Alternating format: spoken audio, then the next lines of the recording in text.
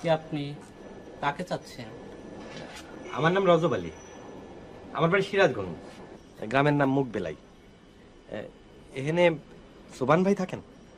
হ্যাঁ হ্যাঁ, ওনার বাড়ি তো সিরাজগঞ্জেই। গ্রামের নামটা জানি কি, হ্যাঁ মনে পড়ছে, সৈয়দগাতি। হ্যাঁ ভাইজান, সৈয়দগাতি। তালি ঠিক জায়গায় এসে পড়ছি। সোবাহান ভাই তো এখনো ডিউটি থেকে ফেরে নাই। সোবান ভাই কখন আসবো? এসে পড়বো, বসেন।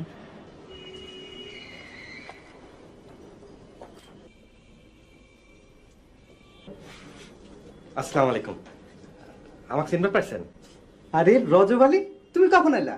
এই তো আইসা বইছি মাত্র। তা আমার এই ম্যাচ চিনলা কিভাবে? বসো বসো বসো। আপনার ছোট ভাইয়ের কাছ থেকে ঠিকানা লিখে আনছিলাম। সোবান ভাই, আমি বড়ই বিপদে পড়ে আপনার কাছে আসছি। যেমন করেই পারেন আমাকে একখান কাম জোগাড় করে দেওয়াই লাগবো। আচ্ছা ঠিক আছে ঠিক আছে, আগে হাত মুখ ধো, খাওয়া দাওয়া করো, তোমার ব্যবস্থা একটা হবে না। এরপর সোবান ভাই আমাকে একখান কাম জোগাড় করে দিল, আপনার সাথে পরিচয় হইল। আজ কতদিন ধরে তুমি টাকা জমাচ্ছ? তা তো স্যার প্রায় 1 বছরের বেশি হয়ে গেল। মেয়েটের খোঁজ খবর পাও তো?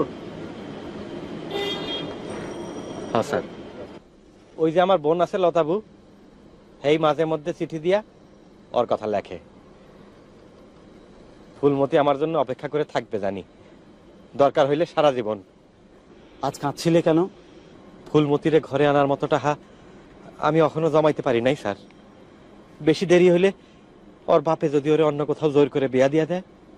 আচ্ছা, আমি যদি তোমাকে কিছু টাকা দেই তাহলে তো তোমার সমস্যাটা কিছুটা দূর হয়, আর তুমিও সময় মতো তোমার গ্রামে ফুলমতির কাছে ফিরে যেতে পারো।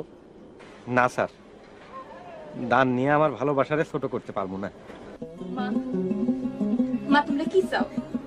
তোমরা কি চাও আমি সারাটা জীবন ধইরা জইলা পুরা মরি? একটা মানুষের কথা দিয়ে তোমরা কথা রাখতেছো না, তাইলে মানুষটা কেন শহরে গেল টাকা রোজগার করতে? তুমি তুমি বাজানরে কিছুই কইবা না? মারে মারে, তোর কষ্ট আমি বুঝি, কিন্তু তুই তো তোর বাজানরে চেনস। হ্যাঁ কি কোনোদিন আমার কথা শুনছে?